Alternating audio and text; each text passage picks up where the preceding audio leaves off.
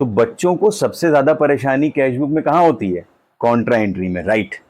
क्या होती है कॉन्ट्रा एंट्री? एक ऐसी एंट्री जो कि डबल कॉलम कैशबुक में ही बनती है, जहां पे कैश और बैंक के दोनों के बैलेंसेस होते हैं, और एक ऐसी एंट्री जो कि कैश और बैंक के बैलेंसेस को साथ साथ साइमल्टेनियसली इफेक्ट करती है, बढ़ाती घटाती है, वहां पे होती है कॉन्ट्रा एंट्री। तो कहां कहां पे होती है? पहले केस वो होता है जहां पे हम पैसा जमा कर रहे होते हैं, दूसरा जहां पे पैसा बैंक से निकाल रहे होते हैं। उन सब चीजों से पहले हम इस बात को बता दें कि असेट्स क्या क्या, कैश भी एक एसेट है और बैंक भी एक एसेट है। और एसेट्स कहां बढ़ते हैं? डेबिट में। एसेट्स जब कम होते हैं तो कहां लिखते हैं? क्रेडिट में। ये रूल याद रखिएगा। अब आगे बढ़ते हैं। पैसा मान लिया हमने बैंक में जमा कर दिया, तो जब जमा कर, पैसा हमने जमा किया, बैंक क्या है? एक असेट, बैंक बढ़ रहा है, बढ़ रहा है तो कहां लिखेंगे? डेबिट में। तो टू कैश करके बैंक वाले कॉलम को डेबिट कर देंगे और बाय बैंक करके कैश वाले कॉलम को कम कर देंगे, क्योंकि आपके पास से कैश चला गया। ठीक इसी तरीके से मान ली पैसा हमने विड्रॉ कर लिया, निकाल लिया, तो हमारे पास कैश का बैलेंस क्या हुआ? बढ़ गया। बैंक का बैलेंस क्या हो गया? कम हो गया।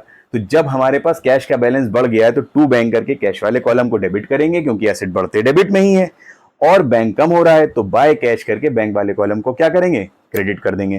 तो ये होती कॉन्ट्रा एंट्री। बस ये ध्यान रखिएगा कि अगर पर्सनल यूज के लिए पैसा निकाला है तो उसकी कॉन्ट्रा एंट्री नहीं होती है।